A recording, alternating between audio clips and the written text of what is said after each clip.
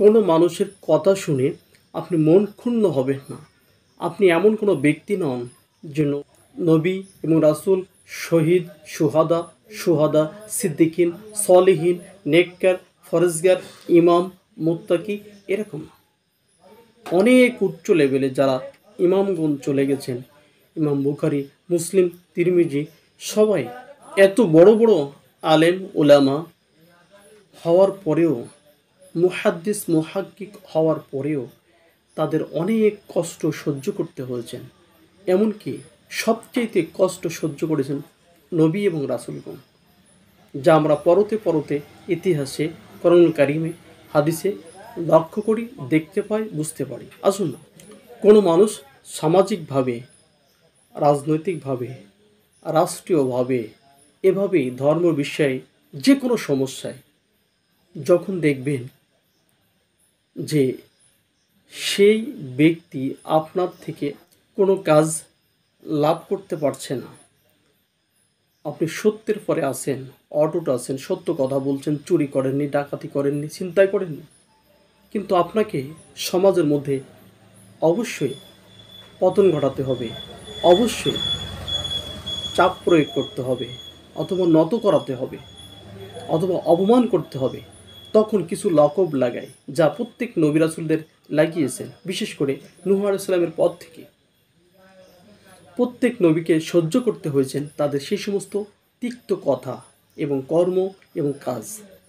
যখন কোনো মানুষ গালিগালাজ করতে চায় অনেক কিছু, তা রাজনৈতিক পর্যায়ে হোক, সেটা হোক সামাজিক হোক, রাষ্ট্রীয় হোক, যে কোনো বিষয়, দেখবেন যখন আপনার সাথে পারছে না, তখন নিকৃষ্ট কথা দ্বারা, ছোট কথা দ্বারা আপনাকে দমন করার চেষ্টা করবে। তখন আপনাকে আমাকে সেই সমস্ত লোকদের করে লকব লাগাবে, যে ইতিপূর্বে মুহাম্মদ সাল্লাল্লাহু আলাইহি সাল্লামকে বলছেন, সেই জাতি যারা মুহাম্মদ সাল্লাল্লাহু আলাইহি সাল্লামকে আলামিন বলে ডাকত, সর্বশ্রেষ্ঠ একজন সত্যবাদী হিসাবে জানত, আমানতদার হিসাবে জানত, সে মুহাম্মদ সাল্লাল্লাহু আলাইহি সাল্লামকে কখনো জাদুকর, কখনো গণক, কখনো মিথ্যুক, কখনো কায্যাব ইত্যাদি বলেছেন।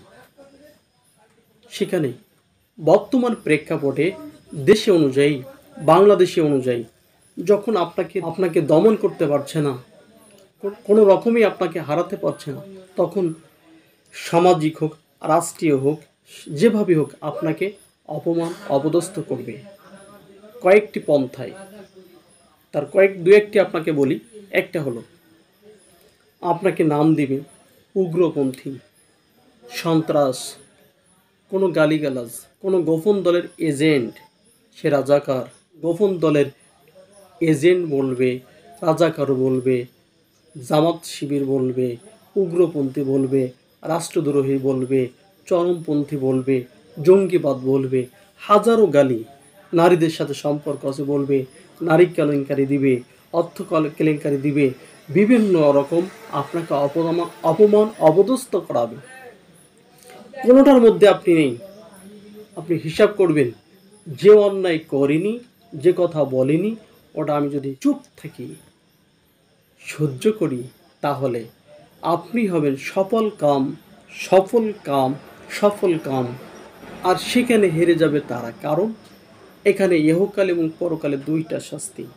এক, যে ব্যক্তির আনিত বিধান অনুযায়ী তাকে মিথ্যা অপবাদ দেওয়া হয়েছে, সে যদি ধৈর্য ধারণ করে, আল্লাহ সুবহানাহু ওয়া তাআলার পক্ষ থেকে রহম পাবেন এবং তার প্রত্যেকটা জবাব দেওয়া হবে।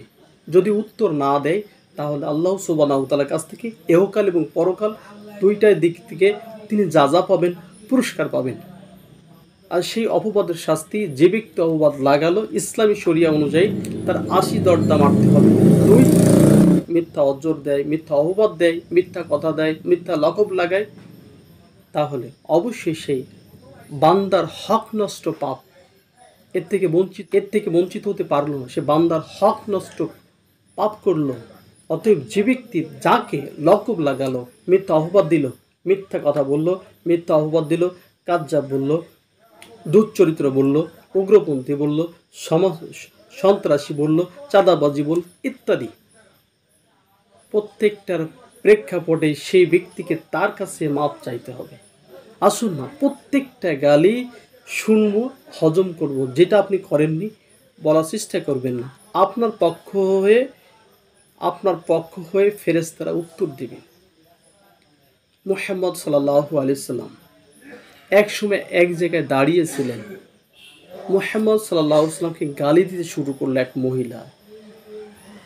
মুহাম্মদ সাল্লাল্লাহু আলাইহি সাল্লাম হাসছেন, দেখছেন, প্রতি উত্তর করছেন। আবু বকর রাদিয়াল্লাহু তাআলা আনহু চলে আসলেন। কিছুক্ষণ চুপ করার পরে তিনি উত্তর দেওয়া শুরু করলেন। মুহাম্মদ সাল্লাল্লাহু আলাইহি সাল্লাম যখনই উত্তর দিতে শুরু করেছেন, আবু বকর মুহাম্মদ সাল্লাল্লাহু আলাইহি সাল্লাম চলে গেলেন। আবু বকর রাদিয়াল্লাহু তাআলা আনহু পরপরই চলে যায়, বলছেন, ইয়া রাসূলুল্লাহ, ইয়া মুহাম্মদ সাল্লাল্লাহু আলাইহি সাল্লাম, ইয়া আল্লাহর রাসূল, আমি উত্তর দিলাম আর আপনি চলে আসলেন, আপনার বিরুদ্ধে গালিগালাজ করছে আর আপনি চলে আসলেন। আবু বকর ওইটার গালি উত্তর ফেরেশতারাই দিচ্ছিল আর আমি মিস করে হাসছিলাম। যখন তুমি উত্তর দেওয়া শুরু করলে তখন ফেরেশতারা চলে গেল, তখন আমিও চলে আসলাম। এই জন্য আমরা চেষ্টা করব প্রত্যেকটা সময় গালির জবাব না দিয়ে শ্রবণ করা, শোনা এবং ধৈর্য ধারণ করা। তাহলে অবশ্যই আপনার উপরে আল্লাহ সুবহানাহু ওয়া তাআলার পক্ষ থেকে রহম পাবেন, পরকালে নাজাত পাবেন, এহকালে সবর করলে তার প্রত্যেকটার প্রতিদান আপনি পাবেন। এবং যে ব্যক্তি আপনাকে দোষারোপ করলো সে আপনার হক নষ্ট পাপ করলো। আসুন আমরা প্রত্যেকটা সময় ধৈর্য ধারণ করব এবং হক নষ্ট পাপ থেকে বেঁচে থাকার চেষ্টা করি। আল্লাহ সুবহানাহু ওয়া তাআলা আপনাকে আমাকে সেই তৌফিক দান করুন। আল্লাহুম্মা আমিন।